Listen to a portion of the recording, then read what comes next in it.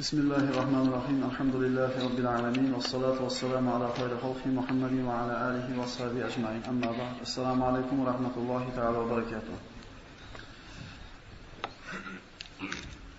Mana kechagi suhbatimizda birodarlar, siz bilan biz taqvo haqidagi darsimizni bir shoshilish tugatib qo'ygan bo'ldik, lekin aslida ko'proq vaqtda egallashlik kerak edi. Va bugun o'zi tartib bo'yicha ana shu 3-dars rizqqa baraka olib keladigan sabablardan 3-si bu silay rahmni o'tmoqchi edik, lekin ba'zi bir birodarlarning takliflariga ko'ra ana shu taqvo xususida ba'zi bir amaliy misollarda aytib o'tishlik taklifi tushdi, shunga labbe deb javob bergan bo'ldik. Mana kecha shu suhbatni tugatganimizdan keyin akalarimizdan bittasi kelib shunday bir savol berib qoldi. Alloh rozi bo'lsin, diqqat bilan eshitayotgan ekan, bir qalbiga borib tushib shekilli shu savol kelibdi. Bu uka siz gapirayotgan bu gaplar bari xulosa olib tursak, hayotdagi hamma mushkullarni hal qiladigan ishlar shu taqvoga borib taqalyapti. Shu sizning xulosalaringizmi yoki o'qib berganlaringiz, biror bir hadisdan hujjatingiz bormi degan bir chiroyli savolni berdi. Birodarlar, bu gaplayotgan gaplar xulosa emas. Bu olimlarning gapi ham emas. Bu hadis ham emas. Bu to'g'ridan to'g'ri oyat birodarlar. Mana shu aytilgan 13 ta foydani Alloh taolo mana shu Qur'onda to'g'ridan to'g'ri oyatlar bilan isbotlab qo'ygan. Mana ana shu oyatlarni adresi bilan qiziqadigan birodarlar bo'lsa, mana aytib beramiz. Bugun inshaalloh ana shu kecha o'tgan darsimizni bir qancha bir misollar bilan sharhlab berishga harakat qilamiz inshaalloh. Mana aytdik, taqvo bu Alloh taolo bandalardan talab qilgan yagona narsa.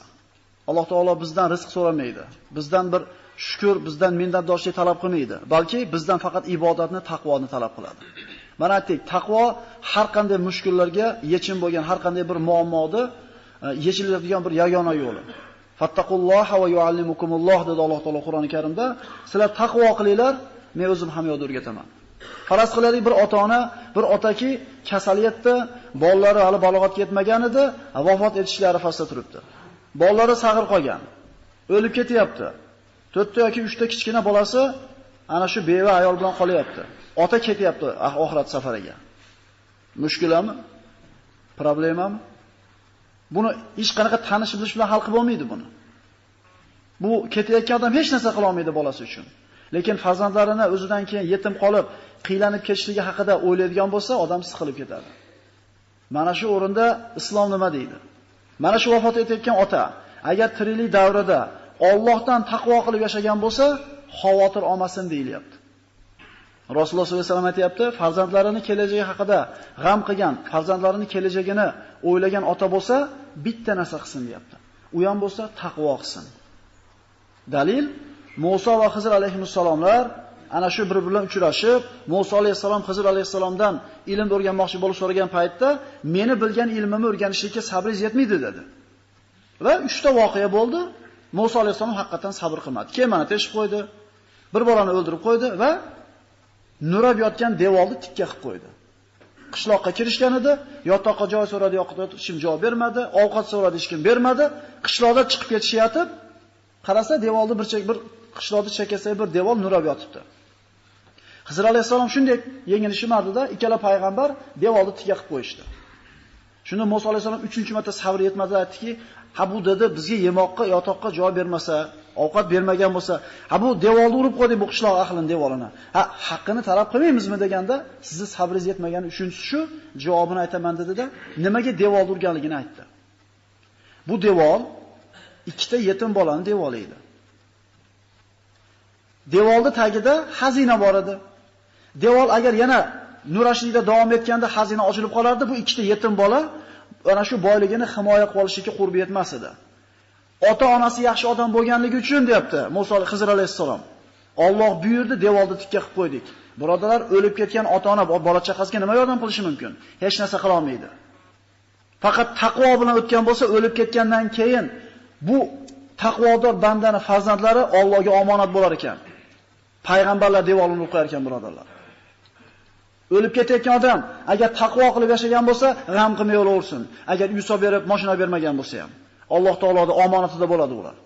Fi riayatillah, Alloh taoloning hifzi himoyasida bo'ladi bu farzandlar. Birodarlar, o'shuning uchun hadab devor choplaver, devor quravermasdan taqvo qilib ham yashab ko'raylik-da. Bizdan keyin Alloh taolo farzandlarimizni ko'chada qo'ymaydi.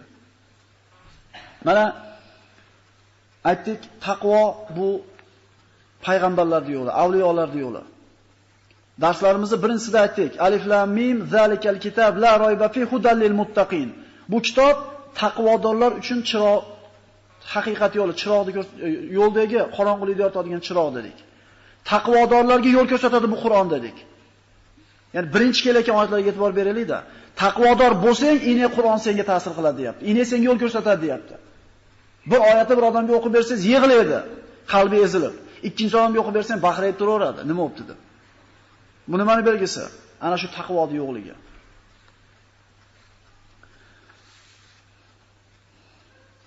Mana aytdik, taqvo qilinglar, Alloh o'zi ilm o'rgatadi dedik. Fattaqulloha va yuallimukumulloh. Qur'ondan oyat, birodarlar.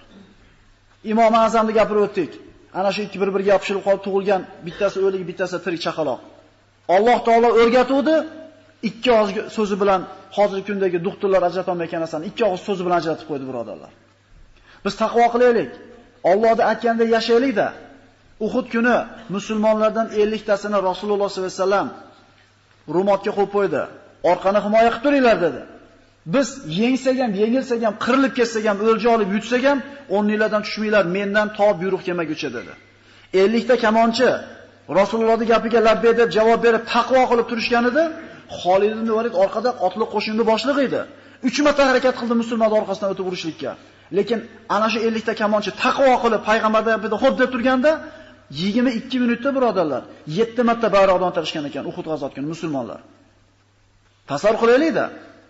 22 minutga, 23 minutga qolmasdan har 2 minutda bayroqni bittadan tarishib o'rgan ekan. 7 marta bayrog'i yiqilganidan mushriklar sarosimaga tushib qochib qoladi. Yarim soatga qolmasdan jang tugadi, birodarlar. Nimaga musulmonlarga Alloh bunaqa yengil g'alabani berdi? Chunki taqvo qilishuvdi. Rizq topishlikning ham yo'li shu. Taqvo qilinglar, rizqinglarga baraka beraman, deyapti. Rizqni Allohning huzuridan istaylar, ibodat qilishligi bilan, deyapti. Ha, endi 22 minut boring, yarim soatda ana shu jang tugadi. Musulmonlar mushriklarni quvib qarab ketib qoldi. 50 ta kamonchini esliklari aytdi. O'ljadan qolyapmiz dedi. Dunyoga bo'lgan muhabbat u yerda bir avj olib ketdi. Yuringlar, o'ljadan olib qolaylik dedi. Ba'zi bir sahobalar aytishga, "Ey, Rasululloh nima degan? Mendan buyruq kelmaguncha jilmanglar, qirilib ketsak ham, yutsak ham" degan desa, ta'bil qilishdi. Mana bo'lsa kerak u. U menday bo'lganda bo'lsa kerak, hozir bo'laversa kerak demak deyishgan ekan. Rasululloh urush bo'layotganda tushmanglar dedi. Urush tugadi. Yuringlarda o'tdi. Taqvodan tushishdi, Alloh taolo naq g'alabasini mag'lubiyatga aylantirib qo'ydimi? Qaranglar, taqvoda turdi, g'alaba naq bo'ldi. Bir pasda bo'ldi. Taqvodan tushishdi, Alloh taolo shunday g'alabani mag'lubiyatga aylantirib qo'ydi. Jazoladi Alloh taolo bandalarini. Musulmonlar yengildi, mushriklar yengdi, 70 ta sahoba shahid bo'ldi, ularning jussalarini musla qilishdi, Hamza ibn Abdul Muttalib jigarini chaynadi, Xidbit utib olib qaytishdi mushriklar. Hamra Asad ketganda to'xta dedi mushriklar. Muhammadni o'ldirmadik dedi. O'lja olmadik dedi. Madinani fath qilmadik, hech narsa qilmadik biz hali dedi. Yuringlar dedi, istig'ida bosamiz dedi. Musulmonlar ham jismoniy ham ruhoniy bir mag'lubiyatga uchrab, yarador bo'lib Madinada turgan paytda Alloh tomonidan buyruq keldi. Mushriklar orqasidan quvinglar qo'shin bilan dedi. Mag'lubiyatda turgan sahobalar taqvo qilib, qiyin bo'lsa ham payg'ambarning gapiga xo'p deb chiqdi. Mushriklar orqasidan qo'shin bilan chiqishdi. Hatto shu darajada bo'lgan ekanki, ba'zi sahobalar bir jismonan bir zaiflashib, yarador bo'lganligidan tuyaga shotiga o'tkazib ko'tarib chiqarishib qo'ygan ekan. Lekin shunday qiyin ahvolda taqvo qilishuvdi, Alloh taolo narigilarning qalbiga qo'rquv soldida, ular qochib ketishdi. Aylanib kelib oqibatda mag'lubiyat g'alabaga aylandi. G'alaba bo'ldi taqvo bo'lganda. Taqvo yo'q bo'ldi, mag'lubiyat bo'ldi. Mag'lubiyatda musulmonlar taqvo qiluvdi, Alloh taolo g'alabaga aylantirib qo'ydi. Yana qanaqa misol kerak? To'g'rida, qarzlarimizdan qutulguncha, ishlarimiz bir joyida kelguncha kechasi turib nafl namoz o'qiymiz. Keyin ishlar yaxshi bo'lib ketgandan keyin nima deymiz? Bo'ldi. Endi shunday ketadi hammasi. Taqvo qilgan bandaga Alloh taolo mahrojni beradi dedik. Va man yattaqilloha yaj'al lahu mahraja. Damashqda shu Misk degan ko'cha bor ekan, vallohu alam. Tarix bor ekan shu Misk deb nomlanishligini. Mana xushbo'y narsani Misk deyiladi bizda, mushk deymiz biz. Damashq ko'chalarining birida ana shu salaf solihlarning davrida bir attor yigit bo'ladi. Yoki ana shu arshi malalandirdi-ku, ko'tarib material sotib yuradiganlarda. Ana shu matosini ko'tarib uymi savdo qilib yuradigan bir yigit bo'ladi. Ko'chalarda ana shu odatiga ko'ra kelib, eshik tagiga kelib, ayollar ko'chaga chiqmaganligi uchun eshik tagiga kelgan ekan do'kon birodarlar. Taqvo qilsa ayollarga magazin eshik tagiga kelgan ekan. O'zlari yurmasa bozorga. Ana shunday savdosini qilib yurgan paytda bir ayolni eshiging tagiga chaqirganligiga quloqiga tushadi va boradi. Borganda ichkariga kiring, ichkariga kirganingizdan keyin olaman deydi. Hali yigit ichkariga kiradi. Hali ayol eshikni shunday bekitadi-da, erim moncha muddatdan beri yo'q, men bilan deydi zino qilasan deydi.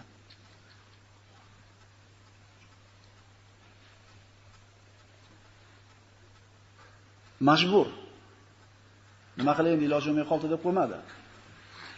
Aytdiki, agar sen chiqib ketaman desang, hozir baqiraman, men uyimga bostirib kirdi, tajovuz qildi, o'ldirmoqchi bo'ldi, zino qilmoqchi bo'lsa, endi o'ldiriladi bu.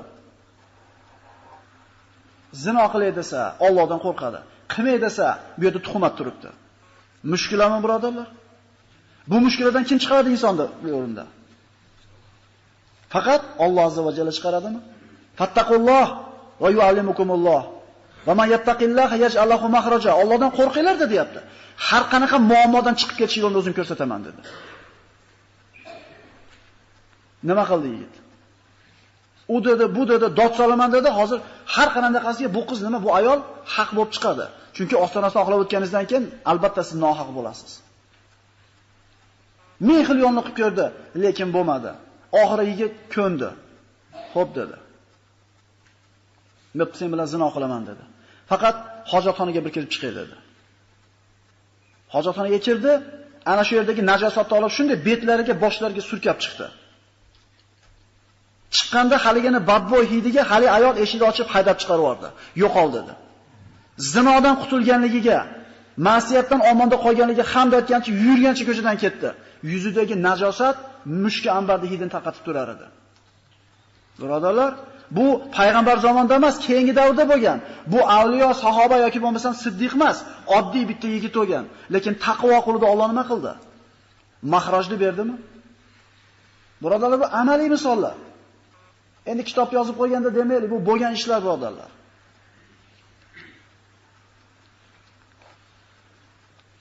Sahobalar davrida mana musulmonlar Forsni fath qilib borar ekan, Tustar degan qal'ani qamal qilishadi. Juda bir mustahkam qal'a bo'ladi. 6 oy qamal qilib olisha olmaydi musulmonlar. Har xil yo'lni qilib ko'rishadi, lekin imkoniyati bo'lmaydi. Shu derazalarni ochinglar, ozgina havo kirsin. Ozgina. Ochiq qo'yar ekan, yopib qo'yasizlar. 6 oy qamal qilishadi. Olisha olmaydi.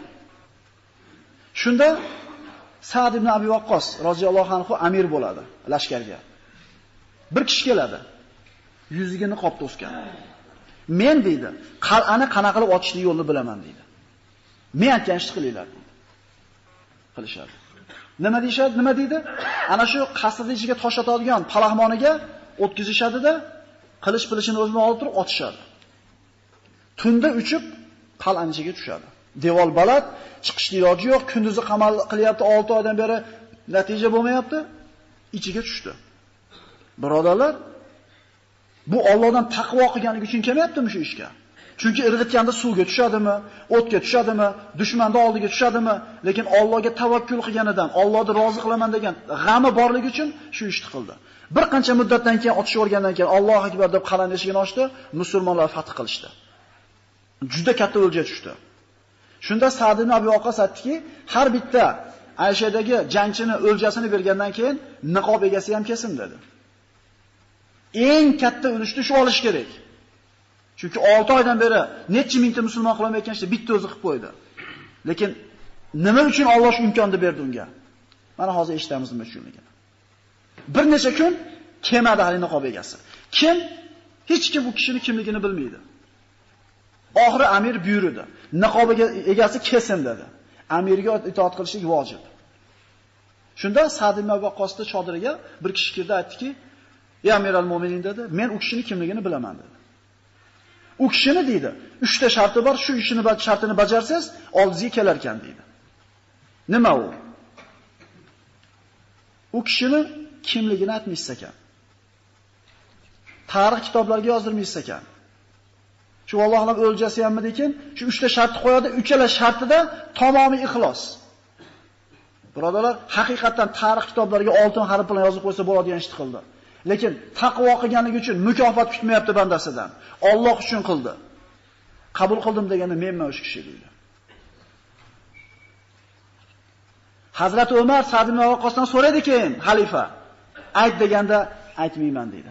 Bitta Sa'd ibn Waqqos bu kishining kimligini biladi, o'zi bilan go'rgab ketadi u kishining ismini. Hazrat Umar duo qilar ekan. Hazrat Umar birodarlar, tirikligida jannatda biletini qo'liga olgan. Payg'ambar u kishidan rozi bo'lib ketgan. Shayton va ko'chadan kelsa, Umar kelsa teskari qilib ketadigan Hazrat Umar duo qilgan ekan. Parvardigor, qiyomat qoyim bo'lsa, meni niqob egasini yonida tiriltirgin degan ekan. Qilgan ishini yaxshi ko'rganligidan, ixlos, bu tamomiy ixlos bu. Shu qilayotgan ishida Allohga bo'lgan taqvo bo'lgan ekan, Alloh qal'ani eshigini u kishiga ochib bergan ekan. Minglab akalar, minglagan odamlar bozorlarda yuribmiz, rizq degan eshikni fath qilamiz deb ocha olmayapmiz. Bitta taqvodor bo'lsin. Jolut qo'shiniga Tolut qo'shini keldi. 314 ta yahudiylar Shamuel alayhisalom bilan Tolut ismli podsholar tomonidan keldi. 314 ta, milliontadan 8000 tasi chiqdi. Amaliklar bilan urushgan yahudiylardan. U 8000 tadan Urdun daryosini kesib o'tayotganda 314 ta qoldi. 314 ta ana shu Jolutni qo'shiniga ro'para kelganda la taqatan al-yawma bi Jaluta va junudi. Bugun kuchimiz yetmaydi deyishardi. Shunda ichida iymoni bor, taqvodor bandalardan bir 5-6 tasi bor ekanki, "Ey, tizzalar qaltiramasin. Qancha oz jamoalar katta jamoalarni Allohning izni bilan yenggan. G'alaba son bilan, qurol bilan bo'lmaydi, taqvo bilan bo'ladi" deb turdi. Shunda Jolut chiqdi nariyadan, kofirlarning kattasi. Kim men bilan yakkama-yakka olishadi? Hech kim chiqmadi birodarlar. Bo'yi ham yo'q onida. Qurol aslahasi ham joyida edi. Bu Banu Isroil kichkina edi bo'yi hammasini. Qurol aslahasi ham yo'q edi. Necha ming kilometr yurib kelgan edi.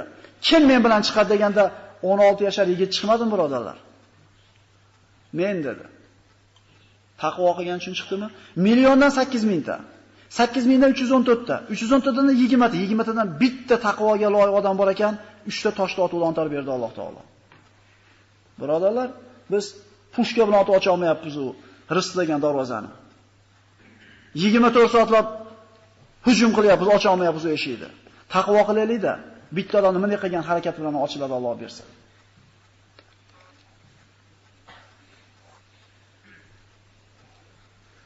Taqvo birodarlar. Xo'p, bu erkak kishilar. Ibrohim alayhisalom ayoli Hojarni emizikli Ismoil bilan Bakka degan vodiyga yetalab keldi. Ha? Eslaylik shu qissani. Yetalab keldida, "Turinglarmadi" dedi, sharqasini qilib ketdi.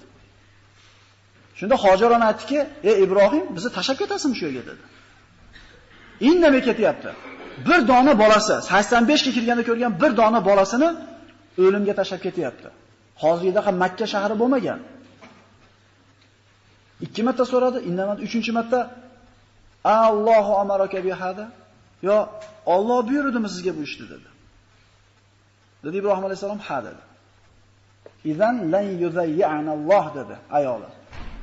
Alloh buyurgani uchun qolsak, unda bizni zoya qilmaydi, sharqasiga qaytdi. Yurakdagi quvvatni qarang. Erkaklarga ibrat bo'ladigan darsda aytdi. Allohning buyrug'i mushada qolsa dedi.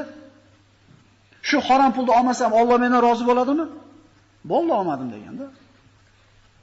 Bizni sho'rga borib tashlab olmoqchi kim birodarlar? Faqat savdoda nima qilma deyapti, yolg'on gapirma deyapti. Rizq haqida g'am qilma deyapti. Mukofot qanaqa bo'ldi? Mukofotda ichib ko'rdinglar hammalar birodarlar, Zamzam degan suvni. Makka degan shaharga borib ko'rdinglar birodarlar. Taqvo qiluvdi. Alloh ko'chada qo'ydimi bu zaifani? Zamzam suvini chiqardi, Jurhum qabilasi keldi, Makka degan shahar paydo bo'lmadimi? Nimani mukofoti bari bular? Taqvodimi?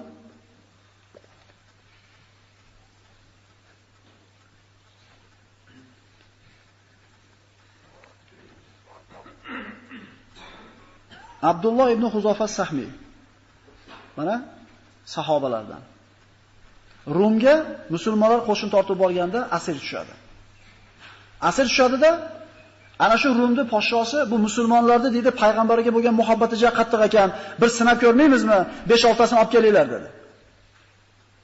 Olib keldi. Abdulloh ibn Huzofani olib keldi. Haligi imperator shunday qarab turdi-da, bitta taklif bor dedi. Asir tushgan musulmonga bitta предложение bor deyapti. Xo'sh deydi Abdulloh. Dinini qo'yasan deydi. Meni dinimga o'tasan, seni omon qoldiraman deydi. Desa yo'q deydi. Bo'lmasam o'lasan desa, o'shini deb kelganman bu yerga deydi. Bo'lmasam deydi, yana bitta taklif bor deydi. Olib borishadi, devorga qo'yib, buyuriydi kamonchilarga. Kamonni shunday otinglarki, yoniga kelib sayilsin, cho'chitinglar. Olib boradi qo'yishadi, otishadi, oyoqlarini oldilariga, kallalariga sayladi, olib keladi. Yana bitta taklif bor deydi. Xo'sh deydi. Dinini qo'yasan deydi. Meni dinimga o'tasan deydi. Senga juda katta pul beraman deydi. Va qo'yib yuboraman deydi. Xohlamaydi. Yana bitta taklif bor deydi. Vazirim bo'lasan deydi. Birodarlar, ushbu paytdagi Vizantiyskiy imperiya, mana Rum deganda Rimskiy imperiyani tushunmaylik. U burun bo'lgan, Iso alayhisalom davrida bo'lgan Rimskiy imperiya. Rum, Vizantiyskiy imperiya bu. Turkiyaning territoriyasida bo'lgan. O'sha davrdagi eng kuchli imperiyaning bitta imperatori vazirim bo'lasan deyapti. Faqat pul bermayapti, biz qo'llagan faqat pulni emas, amalni ham beryapti desa, unamaydi. Unda o'ldirib yuboraman sen deydi. Shuning uchun keldim deydi. Shunda ko'zini oldida bir qancha musulmonni olib kelib turib, qozonda qaynab turgan yoqqa shunday tashlashib yuboradi tirikligicha. Qovjirab, suyagi terisidan go'shidan ajrab ketadi. Abdullohni olib kelib tashlashmoqchi bo'lganda yig'lab yuboradi Abdulloh. Podshoga kelishadi, yig'lab yubordi deydi. Sindi deydi. Olib kellarchi deydi, olib keladi. Nima bo'ldi? Talabimga ko'ndingmi? Qo'rqdingmi desa, yo'q deydi. Hali ham o'sha gapim gap. Qo'rqmadim deydi. Nima qurib ketgan? Nima yig'lading unda desa aytadiki, nima yig'ladim aytaymi deydi. Hozir meni oldimdan burun bitta musulmonni tashlading, shunday qovjirab go'shi suvidan ajrab ketdi. Hozir meni ham tashlashadi, men ham Alloh yo'lida bitta jonimni beraman, shu bilan Alloh oldiga yetaman. Nimaga yig'ladim? Nimaga bitta jonimni berib Alloh roziligiga yetishamanmi? Nimaga jonim mingta emas, mingta jonimni bermayman Alloh yo'lida. Bitta jonimni beraman Alloh roziligiga deb jonimni bittalik yig'ladim deydi. Taqvo birodarlar. Bitta ish qilsang deydi, qo'yib yuboraman seni deydi. Podsho qoyil qoladi. Peshanamdan bitta o'f qo'y deydi. Senda qolgan bitta peshanamdan o'f qo'ysin deydi. Peshanamdan o'f qo'ysam, qolgan asir tushigan musulmonlarni ham qaytarib yuborasanmi deydi. Qaytarib yuboraman. Abdulloh aytadi keyin, o'ylab ko'rdim deydi. Bitta mushrik nasroniyni peshanasini o'f qo'ysam, hech narsa bo'lmasa kerak deb peshanasini o'pdi. Podsho ana shu asirlar bilan qo'shib jo'natib yubordi. Hazrat Umar eshitganda aytdiki, har bitta musulmon dedi, Abdullohning peshanasini o'pishlik kerak. Birinchi bo'lib men o'zim o'paman dedi. Birodarlar, taqvo qilsa Alloh taolo yo'l ko'rsataverar ekan. Shu kuni o'lmay qolishini Alloh taqdir qilgan ekan. Dinida sobit turuvdi ham o'lmadi. Agar mushrik bo'lib ketganda ham o'lmasdi ekan.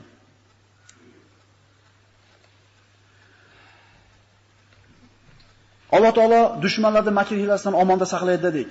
Hajjoj ibn Yusuf mana qohir xalifalardan bo'lgan. Juda ko'pchilikka zulm qilgan. Ana shu o'zini shahrida katta bir qasr quradi, katta bir bino qurib, nohata bir ziynatlar bezab qo'ygan paytda aytadi, "Moqtaylar buni" deydi, hammalar deydi. Shu yerdan keyin bari Hajjojdan qo'rqqanlar saroyda maqtab ketishadi. Binosini qarang, ustunini qarang, kalvaga qarang, peshqarasini qarang, juda maqtaydi. Shunda Hasan Basri shunday turadi-da, sizlarga voy bo'lsin" deydi. Firavun bundan ham kattaroq qurgandi deydi. Firavun bundan ham mustahkamroq qurgandi. Juda yomonlaydi shu qilgan ishni. Hamma dahshatga tushadi. Hajjojga bu gap yetgan paytda senlar deydi, bitta Hasan gapirsa gapini qaytarisha olmadingmi? Shuncha ham bo'lib turib, Hasanni qonini ichiraman menga deydi. Chaqirtiradi qatl qilishlik uchun. Hasan Basri kelganda Allohga tavakkul qiladi, taqvodor banda bo'lgan. Mushkuliga kelyapti. Mushkulidan qanday chiqaryapti Alloh? Kelishligiga chopaman, otaman degan Hajjoj qo'sh qo'llab, ikki qo'llab kutib, to'riga o'tkazib, bir pera choy berib, muomalasini zo'r qilib chiqarib yuboradi qaytar birodarlar. Ahmad ibn Hanbal Qur'onni maxluq deysan deb xalifa majbur qilgan paytda, unamasdan maxluq emas, Allohning kalomi degan paytda o'limga hukm qiladi. Olib kelgunga qadar Ahmad ibn Hanbalni qatl qilishlikka xalifa o'zi o'lib qoladi. Bu mushkullardan kim chiqaradi, birodarlar? Bu amaliy ko'rinishlari bu. Biz nima qilaylikki, biz taqvo qilib hayotimizni ko'rmayapmiz shu natijasini. O'shuning uchun quruq gapga o'xshayapti nazarimizda. Zamonamizda bo'lgan birodarlar, Ahmad Kishki, Abdulhamid Kishki, ikki ko'zi ko'r bo'lgan olimlardan bo'lgan, Misrlik bo'lgan. Shu kishini qamashgan, dini uchun azoblashgan. Shunday azoblashganki, itni kirgizib yuborgan, quturgan itni. Kirganda hali it Abdulhamid Kishkida tolashga mo'ljallangan it tegmaydi u kishiga. U kishi namoz o'qiganda yonboshga o'tib turadi. Abdulhamid Kishki ovqat olib kelgan paytda yarim ovqatini itga surib beradi, sindirib nonini. It yemay surib qo'yadi Abdulhamid Kishkining oldiga. Buni ana shu qo'riqchi bo'lgan, keyin mana shu ishdan pushaymon bo'lgan soqchilar gapirib bergan bu narsani. Abdulhamid Kishk bavul qilsa, siydigini yalab kunni o'tkazgan it. Hattoki it uni tolamayotganligini ko'rganda, soqchilar olib chiqib ketgani kirganda it Abdulhamidni himoya qilib ularga tashlanadi. Birodarlar, taqvo qilganda Alloh taolo mana shunday bir kalomatini ko'rsatib qo'ygan.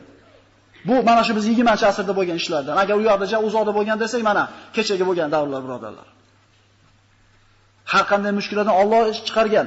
It olib chiqib ketayotgan, olib chiqib ketishga kirganda it tashlanib turib olganda Abdulhamid itinga aytdi: "Bu sizlarning itinglar" deydi. Shunda Abdulhamid bir og'iz gapiradi: "Ey Allohning mahluqi, chiqib ket." Chiqib ketyapti, itni yig'lagan rivoyat qilishadi, birodarlar. Ko'zidan yosh oqqanligini mana shu soqchilar rivoyat qiladi. Bu nimaning belgisi? Taqvo qilinglar debdi Alloh. Har qanday mushkuldan chiqarib, biz bor yo'g'i shu pul uchun taqvo qilib qo'ysak ham katta gap bo'lyapti. Bu pul melichidi, birodarlar. Haligi yog'och usta randani stanogiga yog'och haydayotganda to'pon tushadi tagidan. To'poniga qiziqib randalaydimi yoki romi tekis bo'lishi randalaydimi? To'pon uchun randalayotgan duradgor ahmoq bo'ladi. U xolamasa to'pon unga qoladi, tushadi. Zo'r to'pon chiqyapti deb turib. Biz Allohni rozi qilishlik uchun taqvo qilaylik-da. Bu rizq melich, birodarlar. Mayda arzimagan narsa, lekin shuni boshimizga kiyib olganmiz problema qilib. Tushundinglarmi? Rizq uchun taqvo qilmaylik biz. U o'z-o'zidan keladigan narsa. Hali velosiped tepsiz pedal aylanadi-yu. Dastlab o'tirgan bola pedal aylanganiga qarab borib velosipedni tumshug'ini devorga soladi. Chunki aylanganiga qiziqadi. Oldiga qaraversin, bu aylanaveradi o'zidan o'zi. Biz o'ylanadigan narsa emas rizq bu. Taqvo qilinglar, men o'zim o'rgataman deyapti Alloh azza va jalla.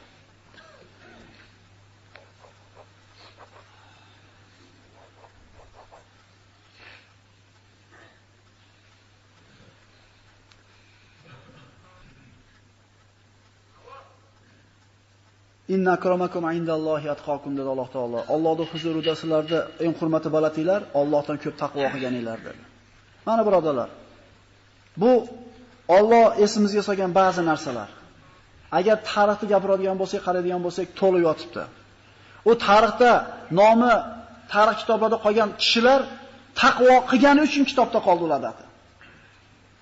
Nima demadinglar? Qancha podshohlar, qancha bir boyvachchalar kelib ketgan. Ularda atana bola chaqasi ham islamaydi kerak bo'lsa. Lekin taqvo qilganlarda Alloh taolo mana shuni o'zining kitobida yozib zikr qilib qo'ydi. Bu sahobalar, tobiinlar, olimlar gapni indallosi akalar. Taqvo qilaylik-da. Rizq bu ko'plab keladigan narsalarning qatoridagi bitta narsa. Lekin shuni pesh qilib gapirishga to'g'ri kelyapmiz. Taqvo qilsanglar ishlaringiz yurishadi deyapmiz. Gapdim deb postkanlasa. Demak taqvo qilsam ishlarim yushar ekan deb turib taqvo qilsa ham ajamas keyin tushunib qolsa taqvoda. Fattaqulloha yazidukum quwwatan ala quwwatikum va la tatawallaw mudbirin. Mana Hud alayhisalom aytadi: "Ey qavmim, Allohdan taqvo qilinglar" deydi. Quvvatinglarga quvvat qo'shadi deydi. Quvvatinglarga quvvat qo'shadi. Albatta ikkita tuxum yeymiz.